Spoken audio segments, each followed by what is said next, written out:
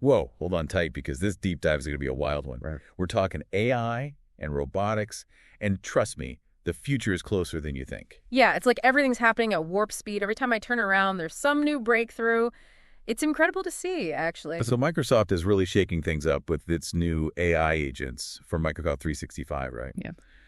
Imagine having an assistant who can not only find that file you lost 3 years ago, but can also whip up a presentation while you're still thinking about it. It's not just about convenience, though, right? I mean, think about it. This kind of AI could fundamentally change how we work. Imagine ditching all those tedious tasks that eat up your time and just focusing on the big picture stuff, the strategic thinking that humans are good at. That's what's so fascinating about it. It's not just a slightly better version of what we have. It has the potential to be something totally different. And the agent builder in Copilot Studio makes it even more interesting, don't you think? You don't need to be a coding whiz to use it. Anyone can build their own AI assistant. Right. It's like having a custom-made AI assistant. This could be huge for small businesses and individuals, really level the playing field when it comes to AI. It's not just about AI that lives in our computers, though, is it? Mm-hmm. We're also seeing robots enter the real world in a whole new way. Like, have you seen the PUDU D7? It's this semi-humanoid robot. Oh, and I saw that. It's pretty wild, right? A robot with a torso and arms moving around on wheels. It's like something straight out of science fiction. Exactly. It looks futuristic, but it's designed to be practical, too. It's supposed to learn on the job and adapt to different tasks and environments. Yeah, restaurants, hotels, even hospitals industries struggling to find workers and keep things running smoothly. This could be a game changer. And it's not some far-off concept either. Purdue Robotics says it'll be ready by 2025, which is like right around the corner. It really is. It's incredible how fast things are moving.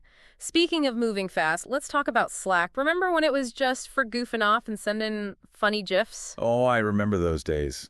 But now they've gone and added AI agents directly into their platform. It's like Slack got a serious brain boost. It did. Now you've got AI right there in your channels, answering questions, automating tasks. They even integrated it with Salesforce CRM, so you've got all your data right at your fingertips. It's like the ultimate productivity hack. And speaking of Salesforce, they're not exactly sitting on the sidelines while this is happening. They're launching their own AI army with AgentForce. Yeah, this AgentForce thing is interesting. It's all about specialized AI agents for different parts of your business, sales, service, you name it. It's like having a whole team of AI experts working for you 24/7. But you know what I'm thinking? All this amazing AI stuff, it needs some serious horsepower behind the scenes, right? Yeah. Like data centers, but on a whole other level. Absolutely, and that's exactly what we're seeing, a race to build the biggest, most powerful AI inference centers the world has ever seen. Grok and Aramco are teaming up to build one in Saudi Arabia that's supposed to have something like 200,000 LPUs. 200,000. What even is an LPU? Think of it like the brain of an AI system. An LPU, or language processing unit, is specially designed for AI inference, which is how AI models process information and make decisions in real time. More LPUs mean more brain power for the AI. So basically, it's like building a giant brain to power all this AI. Pretty much. And it's not just Grok and Aramco. Everyone is getting in on the action. Microsoft and BlackRock are investing billions in AI data centers, too. It's like the space race, but for AI. Whoever controls the most powerful AI wins. We've talked a lot about AI that excels at language, but what about the physical world? Can AI interact with the world beyond the screen? That's the really exciting part. It's like AI is ready to step out of the computer and into the real world. Okay, so we're talking robots, but not just the kind that weld cars or vacuum floors. We're talking robots that can learn, adapt, and maybe even, dare I say, think. We might not be there yet, but it's definitely the direction things are headed. And some of the research being done right now is, well, let's just say it's pretty mind-blowing. Okay, I'm hooked. Tell me more. Well, for example, there's this research project out of Disney Research, and it sounds like something out of a movie. So Disney Research has teamed up with Zurich. Okay. And they're working on something called Robot MDM. Robot MDM. Catchy name, right? But seriously, this is cool stuff. Okay, I'm intrigued. Lay it on me. So they're using AI to teach robots how to move more realistically. More realistically? Like how? So they're combining something called diffusion-based motion generation with reinforcement learning. Okay, you're going to have to break that down for me. That sounds pretty complicated. It is complicated, but the basic idea is that they're using AI to train robots on massive amounts of motion data. Imagine showing a robot hours and hours of videos of people dancing. And the robot starts to pick up on the nuances of human movement. It's like learning by example, but on a whole other level. So they're teaching robots to dance. That's pretty cool. Well, it's not just about dancing. The really exciting part is that these robots can then adapt those learned motions to different situations and environments. Oh, I see. So it's not just about mimicking, it's about understanding and adapting. That makes sense. Exactly. It's a big step towards robots that can truly function autonomously in the real world. We're talking robots that can navigate complex environments, interact with objects, and even work alongside humans. Wow. That is pretty mind-blowing. Okay, so robots are learning to move like us. But what about AI that can create like us? I've heard rumors about AI that can generate videos just from text prompts, like you're typing a description and the AI makes a video out of it. Is that for real? Oh, it's definitely for real. It's not science fiction anymore. In fact, Snap, the company behind Snapchat, just launched something called Snap AI Video. It's an AI-powered video generator that does exactly that. Takes your text descriptions and turns them into videos. Wow, seriously. So I could type in something like, a cat wearing a top hat chases a robot dog through a field of sunflowers, and the AI would just make a video of that. That's the idea. Yeah. The possibilities are pretty much endless. That's incredible. Yeah. But creating a video, even a silly one, requires a deep understanding of how objects move and interact in 3D space. How does AI even begin to grasp something as complex as that? That's the really interesting part. It's not just about generating images. It's about understanding the physics of the world, how objects behave, how gravity works, all those things we take for granted. So how do they teach AI all that? Well, there's this company, 1X, and they're developing what they call a world model. It's basically a highly advanced virtual simulator where robots can learn and experiment without the constraints of the real world. Like a virtual playground for robots. Exactly. They can learn the laws of physics, experiment with different movements, and even make mistakes, all without any real-world consequences. That's brilliant. So they can crash 1,000 virtual cars without actually hurting anyone. Exactly. It's a much safer and more efficient way to train AI. And the knowledge they gain in these virtual worlds can then be applied to things like generating realistic videos from text prompts. That's amazing. It's like they're teaching AI to understand the world the same way we do by letting it play and experiment. Right. And that brings us to one of the most exciting areas of AI research, the development of AI that can not only understand the world, but actually build it. Wait, build it? Like literally build physical things? Not exactly, at least not yet. I'm talking about AI that can design and create complex 3D environments, virtual worlds, you could say. Oh, wow.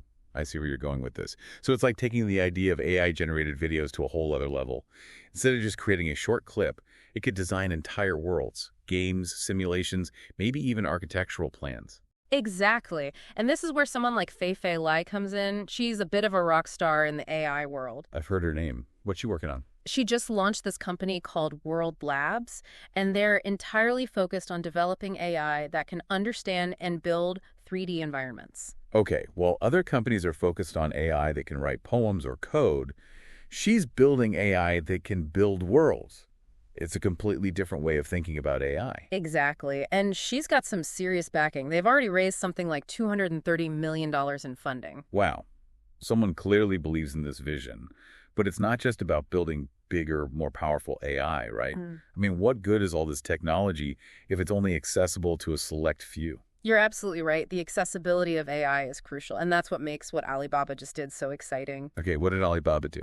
They just released their new language model, Qwen 2.5, and get this, it's completely open source. Open source. So anyone can use it.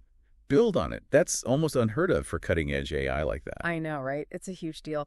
Open source models like this have the potential to democratize AI, make it accessible to researchers, developers, and businesses of all sizes all over the world. So instead of a handful of tech giants controlling the future of AI, it becomes something that everyone can contribute to.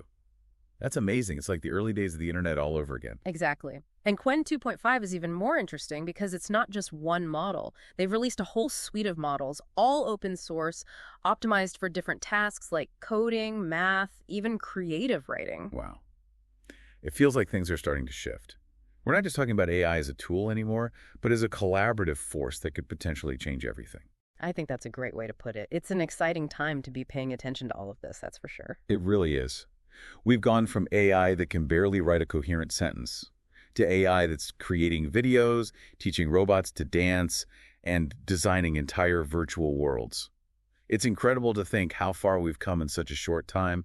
What does it all mean? Where are we headed? I have a feeling we're just scratching the surface here. I think you're right. The future of AI is still being written, and it's a story that's full of twists and turns. But one thing is for sure, it's going to be an amazing ride. It certainly will. And on that note, let's take a quick break and come back to this incredible world of AI in a bit. You know, it's amazing to think that AI is getting so good at these big, complex things like designing virtual worlds and all that. But what about the smaller things, the everyday stuff that humans do without even thinking? Like, can AI make a cup of coffee or fold laundry? That's the dream, isn't it? Getting robots to do those seemingly simple tasks that actually require a ton of dexterity and understanding of how the real world works. It's a lot harder than it looks, believe me. Oh, I can imagine. But you know what? There's some really interesting research happening in that area. Google DeepMind, for example, they're working on something called RT2, which stands for Robotic Transformer 2. Robotic transformer. Okay, that sounds like something straight out of a sci-fi action movie. It does, doesn't it? But don't worry, no robots are turning into cars or anything like that. Okay, good to know. So what is it then? What's so special about RT2? Well, think of it like this. It's a new way of training robots by combining vision, language, and robotics control. It's like giving robots a crash course in common sense, if you will. Common sense for robots, that sounds ambitious. It is ambitious, but it's also showing a lot of promise. They're basically exposing these robots to huge data sets of images, text, and robot actions so they can start to learn in a more intuitive way, kind of like how humans learn. So instead of programming a robot to recognize a coffee cup and pick it up and then avoid spilling it, they're teaching it to just understand what a coffee cup is and how to handle it. Exactly. And here's the really cool part. Robots trained with this RT2, they're showing an ability to apply that knowledge to new situations and new objects.